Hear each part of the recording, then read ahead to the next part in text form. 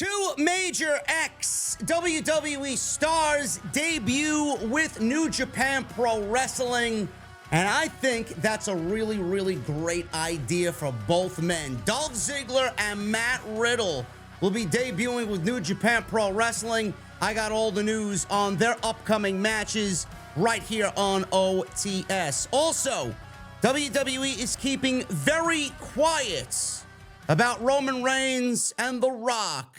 At Elimination Chamber, nobody knows. WrestleMania, that seems to be where people want this to happen. What's the latest on that development? Also today, right here on OTS. And Mercedes Mone, one of the more popular names already this year. Where is she going to end up? Will it be AEW? Will it be WWE? According to a lot of sources, even up to today, it is imminent that she will debut with AEW, the latest on Mercedes. And also, backstage morale in WWE, as of this week, seems to be the highest that it's ever been. Conveniently, after the firing, or I should say, the walkout of Kevin Dunn. Loaded show today, ladies and gentlemen. Thank you so much for joining me right here on OTS. And we will start with my guy, Dolph Ziggler. Nick Nemeth appears at New Japan Pro Wrestling Wrestle Kingdom 18 this week. He was spotted on Thursday alongside his brother, Ryan Nemeth. Now, it was rumored that AEW may be picking up Dolph, possibly pairing him with his brother. Tag team on AEW television. I don't think that's a bad idea. I mean, Ryan's probably begging for it. But Dolph, man, Nick, he is, and I've always said, one of the best professional wrestlers in the entire industry. And I can't wait to see what he does on his own away from WWE after all these years. It's going to be a beautiful thing to watch.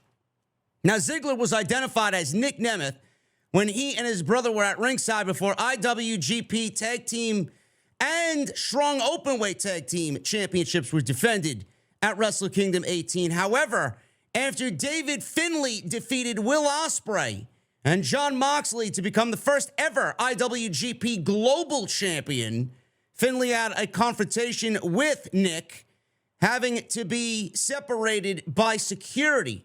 This appearance comes after Dolph Ziggler was released by WWE alongside several other stars due to budget cuts following the sale to Endeavor that went through earlier in the year. Nick Nemeth also attacked David Finlay in the post-show press conference, basically lunging over a table, brawling with him, and then cut a passionate promo and already made the Global Championship something that people are desiring right out of the gate. Now, Dolph Ziggler dabbled in the main event scene in WWE, as you guys know, future Hall of Famer. He had one run as the World's Heavyweight Champion. Ziggler was slated to work a WWE, post-WWE match on January 6th at the WWC show in Puerto Rico, where he'll wrestle somebody by the name of Ray Gonzalez. So he will be getting his work in as we turn to 2024, and it looks like he will be working with New Japan Pro Wrestling. Obviously, the door to AEW is going to be open as well, as New Japan Pro Wrestling and AEW have a great working relationship. This may be something to get his feet wet over there before he and his brother Ryan come on over to AEW and do what they got to do there. It's been heavily implied and rumored that he will be working with All Elite Wrestling in 2024. I don't care where Dolph Ziggler's working. I don't. If you guys watched his vignette, it was about 3.5 minutes long. It was basically a little skit that could have easily been made into a mini zombie flick. He was showcased in the back of a police vehicle. He was asking the police officer, you got to let me go, otherwise we are both going to die. And then zombies infested the surrounding city that they were in. Glass was being shattered. Police officer was killed by some zombie. He escapes. He finds refuge in a bar. Go figure. He starts drinking a bottle of whiskey. And then his brother Ryan plays an oversized big zombie where he gets his face knocked off, or his head knocked off via a super kick. And Dolph is now a wanted man I thought it was great. I thought it was a great introduction, man. One of the things that I love most about some of these ex-WWE guys that have, their careers ahead of them now, post-WWE, they get very wild and very creative, man. It's a really great thing to see. Mustafa Ali was another one who had just a great vignette, and he's going to do great things post-WWE as well. This is going to be a good move for him. It really is. He's one of the best pro wrestlers in the entire world, and was one of the best pro wrestlers in the entire world. Imagine what he is now going to be able to do that he could not do in WWE, man. It's a beautiful thing to watch and see unfold, and I'm very excited to see what type of work he puts in post-WWE. He's not the only one, though. Matt Riddle is joining New Japan. He already issued a challenge, and it will be against Hiroshi Tanahashi.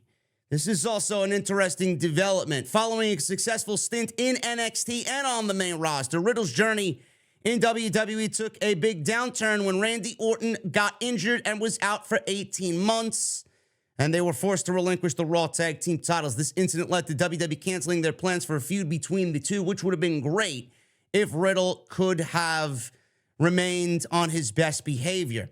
Riddle went to rehab last summer to address some substance-related problems after failing drug tests. Prior to his departure, he had been teamed up with Drew McIntyre, which felt very forced. Riddle was among the many talented individuals released by the company, impacting both NXT and the main roster a few months ago. Riddle will work the MLW Kings of Coliseum on January 6th for a match against Jacob Fatu, which should be great. Jacob Fatu is amazing. And he has made a few appearances on MLW TV in recent weeks through several pre-tapes. During New Japan's New Year's Dash, which usually happens after Wrestle Kingdom, a vignette aired where Riddle issued a challenge to Hiroshi Tanahashi for the New Japan Pro Wrestling TV Championship. It's unclear when this match will take place. Tanahashi jokingly said that he would have to do his research because he has no idea who Matt Riddle is. Again, Matt Riddle, no matter what you think of Matt Riddle and what type of problems Matt Riddle has, if Matt Riddle can apply himself and focus solely on pro wrestling, Matt Riddle could be one of today's greats in the industry. He is, I don't want to say he's amazing at what he does, but my God, Matt Riddle has top tier level shit. If he can just tie that all together, Matt Riddle could be one of the biggest names in the entire industry. And I love what both Dolph Ziggler and Matt Riddle did in WWE. They were great, especially Riddle's work in NXT.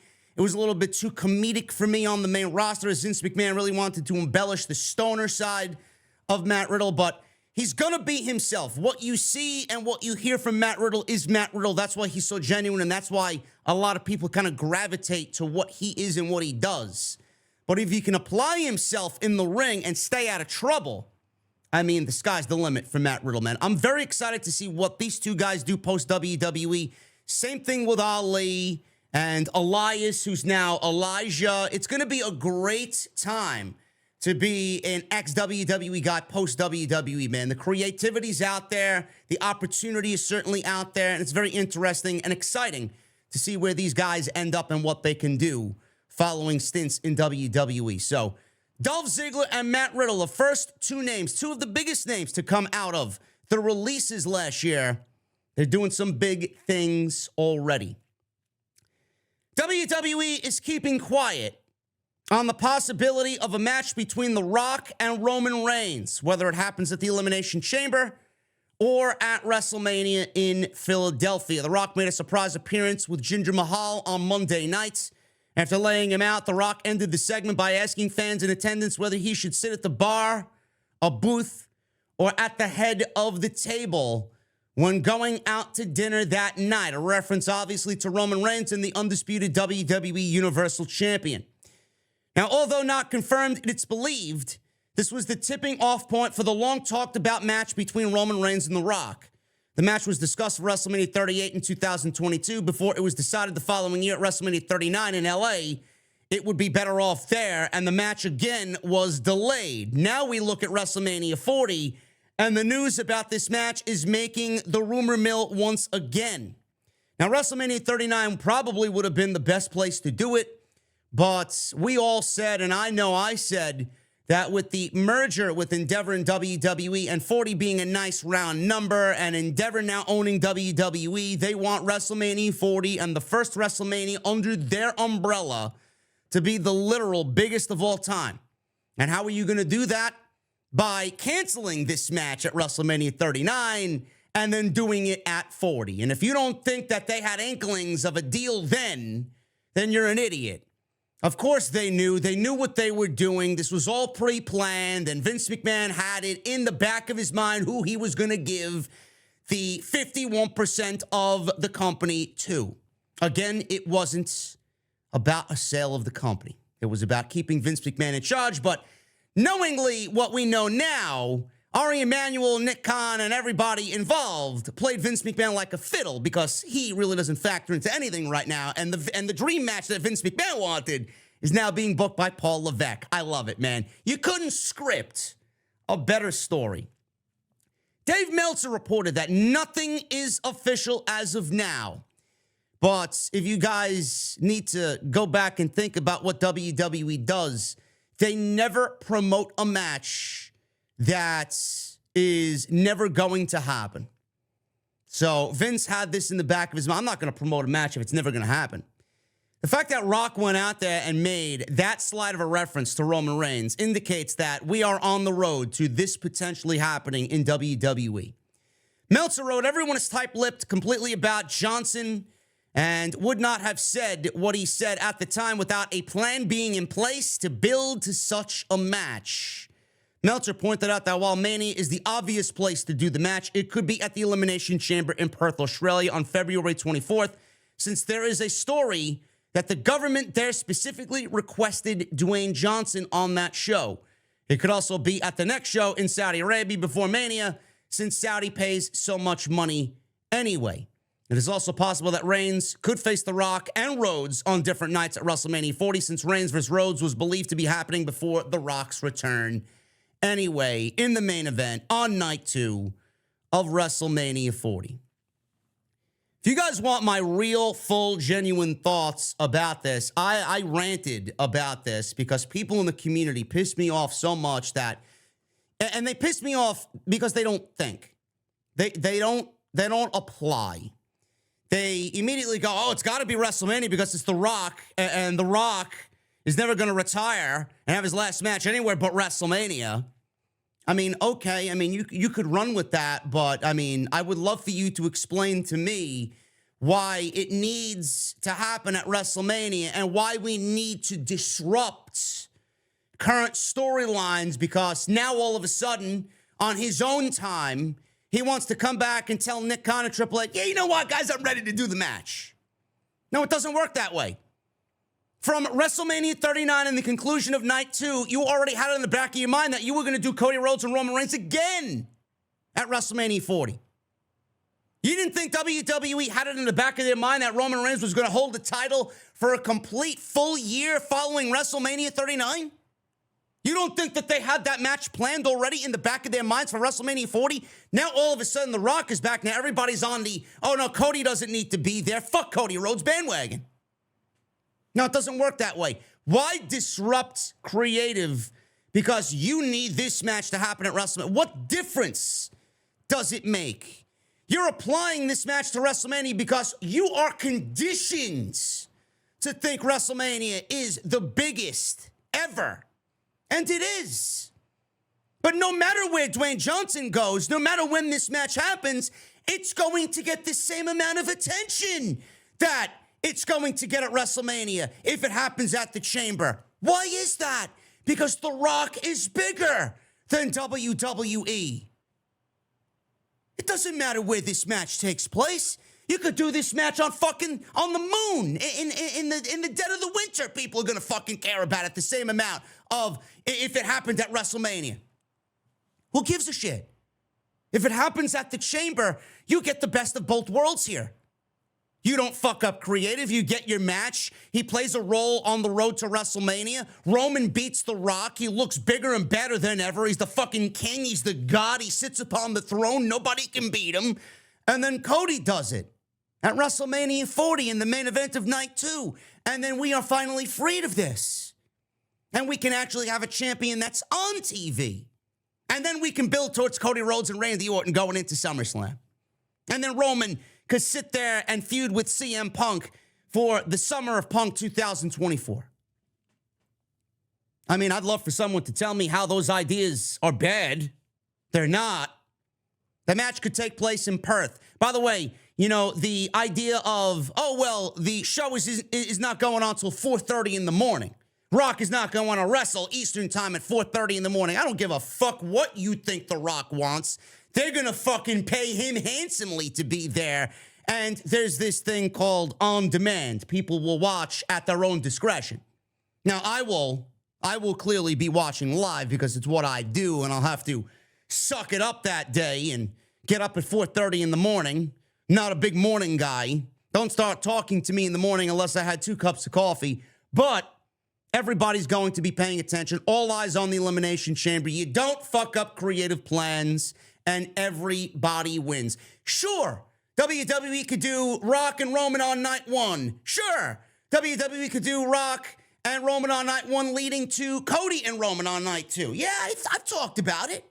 I've discussed it. I've thrown it out there. If it happens, sure. But then you actively also are dipping your finger into fucking things up creatively with everybody else. CM Punk, he's back because he wants a main event of WrestleMania. He wants the world title. Seth Rollins deserves a main event in his own right because he's been such a great champion this year. You don't want to take that away from him. You're going to be hurting somebody here. You don't have to hurt anybody if you do the match at the Elimination Chamber and The Rock plays a supporting role on the road to WrestleMania, gets paid, and WWE gets their match, which is going to garner the same amount of attention anywhere, even though it won't take place at WrestleMania. That's a shit idea to do this match on night 2 at WrestleMania. It's a shit idea. What are you going to do? Is it going to be for the championship? Nobody sitting there can tell me that it's a good idea for Rock to beat Roman at WrestleMania. And if Roman beats The Rock, then we got to sit here for another half a year until he beats Hulk Hogan's record in September. Do you really want that? Do you really want that? Do you want Roman as champion again where we get 0 title defenses all the way up until September? Cody will finish his story in September.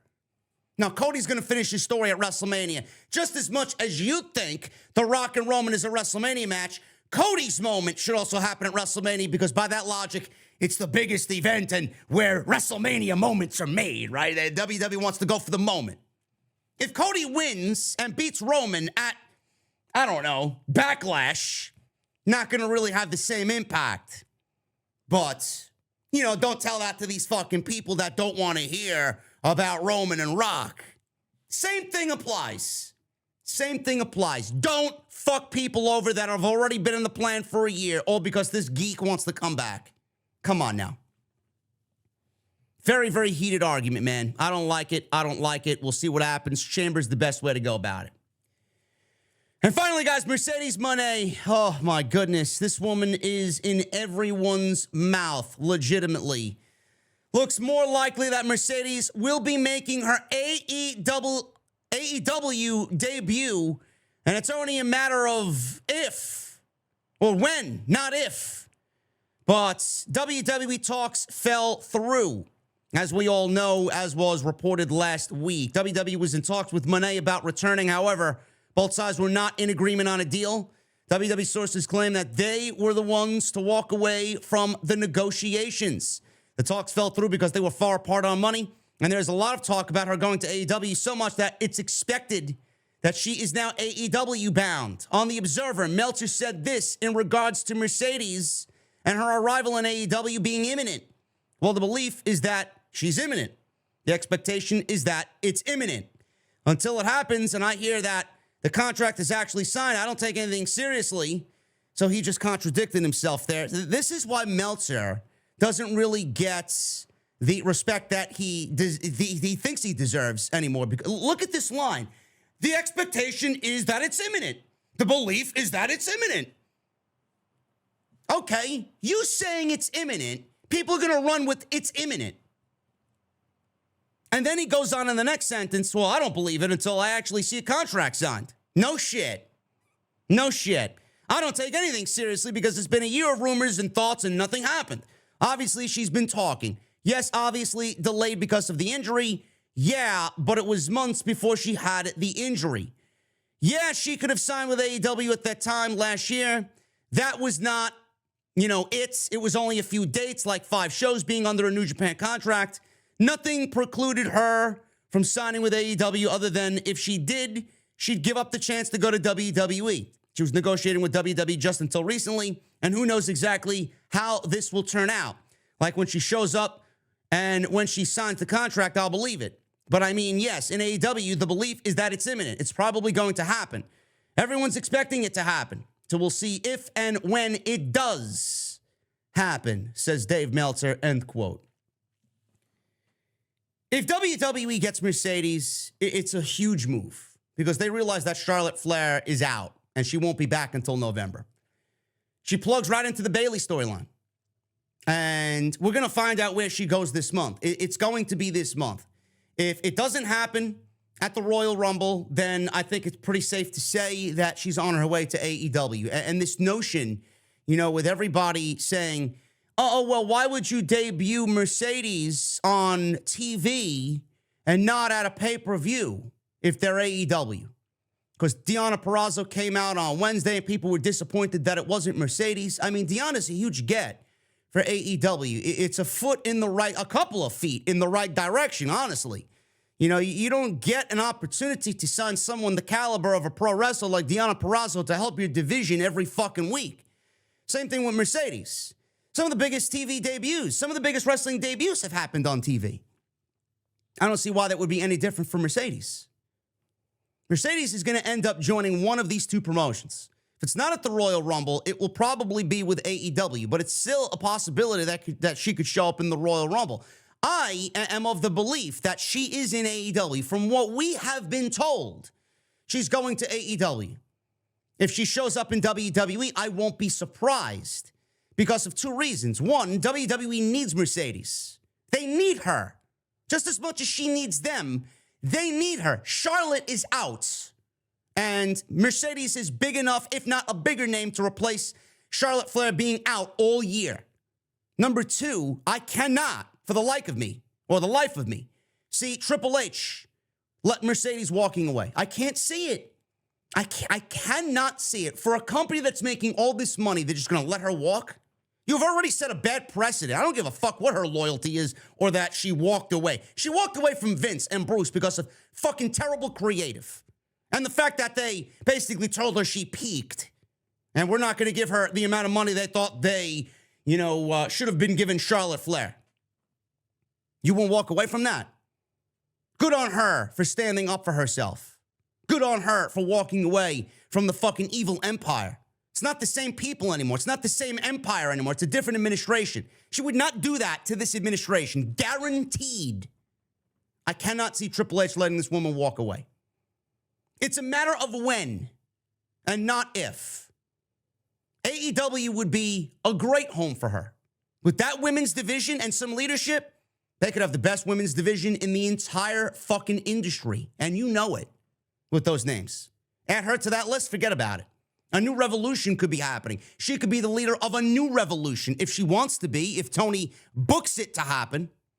But if she goes back to WWE, I'm not going to sit here with sour grapes.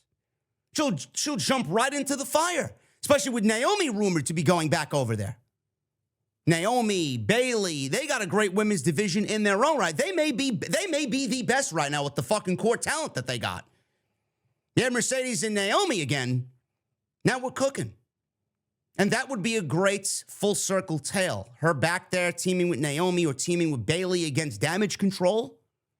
I mean, that's a shoe-in right there, which will then lead all year. It'll be the storyline all year, which will lead to Survivor Series, and we get some sort of horsewomen versus Damage Control in the fucking War Games match. Long-term booking, man. Listen, I don't give a shit where she goes. If it's AEW, Tony Khan, WWE, Triple H, I don't give a shit. Just give me the fucking woman on television. Her wrestling is missed. I don't give a shit where she wrestles or who she wrestles. Just give me Mercedes. But if I'm wrong, we'll say we're wrong. Right now, the implication is she's going to AEW. If she shows up in the Rumble, I'll come on the review and say, hey, guys, that was wrong. I'm just glad Mercedes is back. Love it. So we'll see what happens, man. Her name is going to continue to be in the rumor mill until at least the end of January. Thank you guys very much for all your support. If you enjoyed today's upload, let me know what you think down below. Sound off in the comments below. Let me know what you think of Dolph Ziggler and Matt Riddle in New Japan. Let me know what you think of the Mercedes story. And let me know what you think of the entire Rock and Roman situation. Elimination Chamber, WrestleMania, the moon, who gives a shit? Don't fuck up creative going into WrestleMania. All this, plus so much more. I got more news coming up later this weekend. Make sure you guys tune into the channel. Hit that thumbs up. Follow me on social media, at JD from NY206, Twitter, Instagram, TikTok, and Cameo. Make sure you guys go check out all the other content on the channel, and I'll be back with more news right here on Off the Script. I'll see you guys later.